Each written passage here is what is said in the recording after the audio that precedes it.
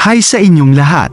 Isang natatanging pagbubuod ng pelikula na handog ng Tagalog Cinecaps, kung saan tatalakayin ko ang The Great Wall, isang action fantasy na pelikula. May mga spoiler dito. Ang isang grupo sa China ay hinabol ng mga mandirigmang Mongolian at inutusan ng pinuno ang kanyang mga tauhan na pakawala ng ilang kabayo upang maakit ang mga scavenger palayo. Ang mga mersenaryo na nagsisikap na makabangon mula sa isang labanan ay ibinunyag ang kanilang misyon na makahanap ng mahiwagang black powder na wala ng mahigit 20 kasamahan at nag-iiwan ng kaunting mapagkukunan.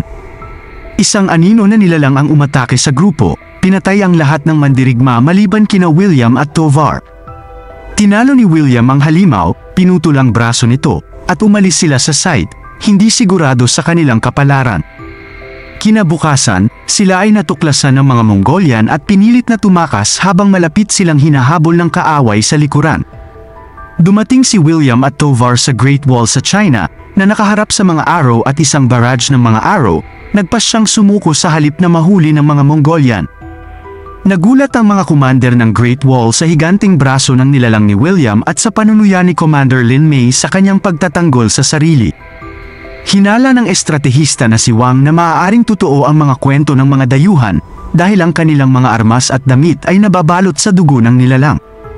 Iniulat ng isang scout na nakakita sila ng maraming mga halimaw mula sa mga observation tower na nagmamadali patungo sa pader bago nila matukoy ang kapalaran ng dalawang lalaki.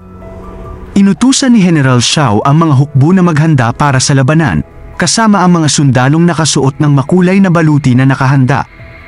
Namangha si William sa kaluwalhatian ng hukbo, lalo na ang mga asul na sundalo na pinamumunuan ni Commander Lin. Nagmarcha sila patungo sa pader, gamit ang mga naghahabaang sibat, at naghahanda para sa mga berdeng halimaw na paparating patungo sa pader.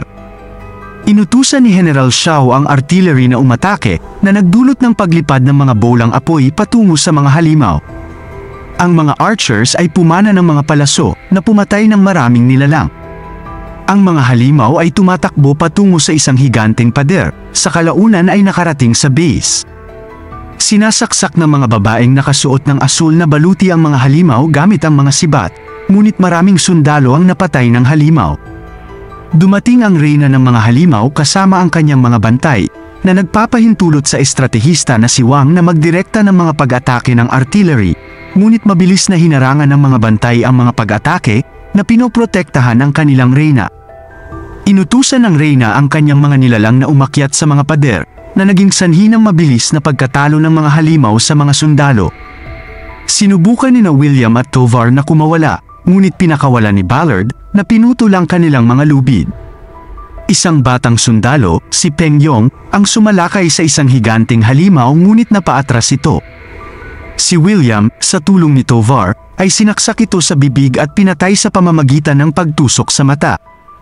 Si Tovar ay umaakit ng isa pang halimaw na naging sanhi ng paghabol nito kay Ballard.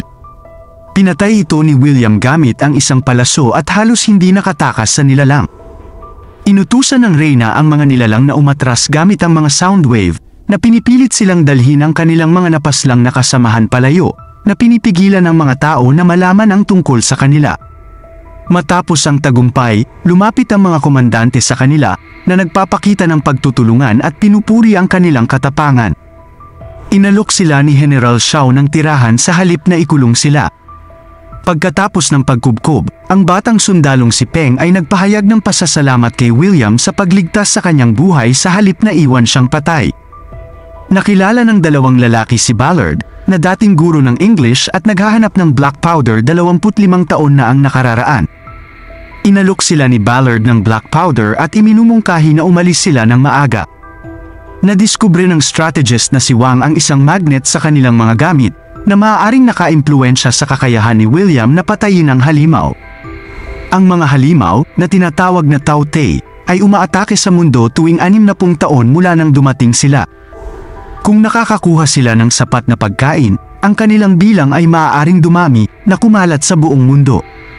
Inimbestigahan ni General Xiao kasama si Commander Lin ang mga nawawalang tauhan sa West Towers at nadiskubreng may naiwan na mga katawan ang mga halimaw.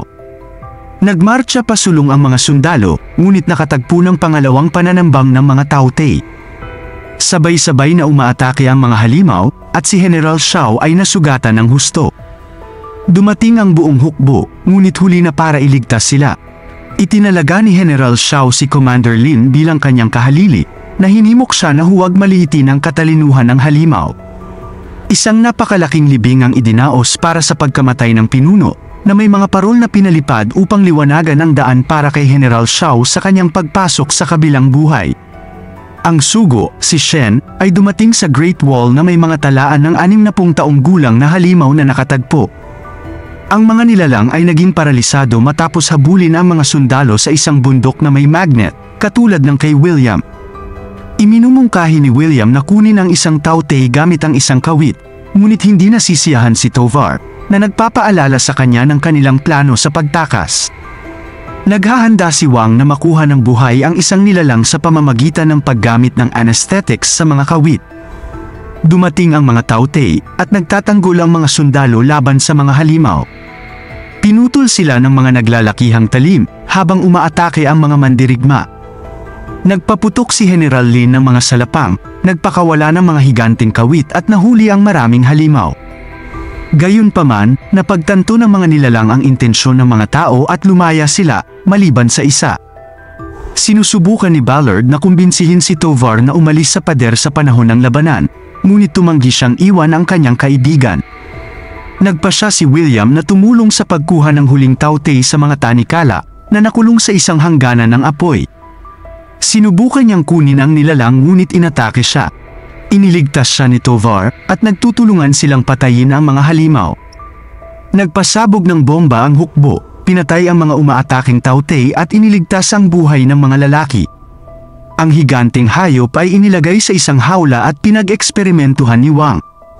Ang nilalang ay huminto sa paggalaw na nagpapatunay sa epekto ng bato. Hiniling ni Shen na dalhin ang tautay sa emperador. Nag-iimbestiga ang hukbo, natuklasan na naghuhukay ng butas sa ilalim ng mga pader ang mga halimaw. Nagnakaw sina Ballard at Tovar ng mga black powder upang makatakas mula sa malaking pader, ngunit pinigilan sila ni William. Naniniwala si Tovar na optimistiko si William, ngunit pinabagsak siya ni Ballard at nawala ng malay, na sinabihan si Tovar na iwan ang kanyang kaibigan. Natuklasan ni General Lin ang pagtakas ng dalawa at nagalit kay William para sa kanyang pagkakanulo. Iniutos niya ang mga taksil na mahuli at ikulong si William sa isang selda upang maiwasan ang panghihimasok sa mga plano ng hukbo. Ang batang mandirigma na si Peng ay nagsalita para kay William. Gumagamit si Lin ng mga hot air balloon para maglakbay kasabay ng mga halimaw, ngunit hindi ito sinusuri at nagdudulot ng panganib. Maraming hukbo ang namamatay habang sinusubukang umakyat gamit ang mga black powder. Pinalaya si William at nakatagpo si Wang, na nagsabi sa kanya na hindi nila napigilan ang mga halimaw mula sa pagsira sa mga pader. Iminumungkahi ni Wang na patayin ang reyna upang iligtas ang sangkatauhan. Nagpasya si William na sundan si General Lin. Dumating si General Lin sa kabisera, ngunit naabutan lamang ito ng mga nilalang. Naglalaban sila para sa kanilang buhay, ngunit iniligtas sila ni William at gumamit ng mga granada upang itaboy ang mga halimaw na nagpapahintulot sa kanila na makapasok sa palasyo. Kinuha ni Wang at ng kanyang koponan ang isang nahuli na tautay at nilagyan nito ng mga bomba para ipain ang halimaw. Plano nilang ilabas ito patungo sa reyna, ngunit natuklasan ng mga nilalang ang kanilang lokasyon at pinatay ang karamihan sa kanilang koponan. Isinakripisyo ni Peng ang kanyang sarili upang pigilan ang mga halimaw at pinakawalan ni Wang ang halimaw na nakatali ng mga bomba. Kinain ng halimaw ang ibinigay na karne at sinubukang lumapit sa reyna. Binabantayan ni Wang ang isang tore habang tinatangka ni William at General Lin na pumana ng mga bomba. Isang arrow na nakatutok sa reyna ang hinarang ng mga bantay. Sinubukan muli ni William, ngunit inutusan ng reyna ang kanyang mga nilalang na umatake, dahilan upang ang mga halimaw ay sumugod sa loob. Si Wang ay nilamon ng buhay. Sinubukang muli ni William na pumana ng arrow, ngunit naharang muli ito ng mga bantay. Nakita ng reyna ang kanyang mga umaatake at inutusan ang kanyang mga nilalang. Isang bomba na lang ang natitira, nakatakas sila. Gumamit sina William at General Lin ng magnet at sibat para maantala ang paggalaw ng mga nilalang. Namatay ang reyna at ang mga tautay ay hindi kumikilos, na iniwan ang libu-libong mga katawan sa palasyo. Bumalik si William sa Great Wall at natagpuan ang kanyang kaibigan na si Tovar sa paghawak ng mga selda na nahuli ng hukbo. Iniligtas niya si Tovar na pagtatanto na ang pagkakaibigan ay mas mahalaga kaysa sa material na mga pakinabang. Sumakay siya, lumingon sa likod at umaasang babalik sa hinaharap. Nakaka-excite malaman guys ang inyong opinyon sa pelikulang ito. Ibahagi niyo ito sa comment section sa ibaba. At kung nagustuhan niyo ang aking video, pakipindutin ang like at mag-subscribe para sa mas marami pang video. Kita-kits sa susunod.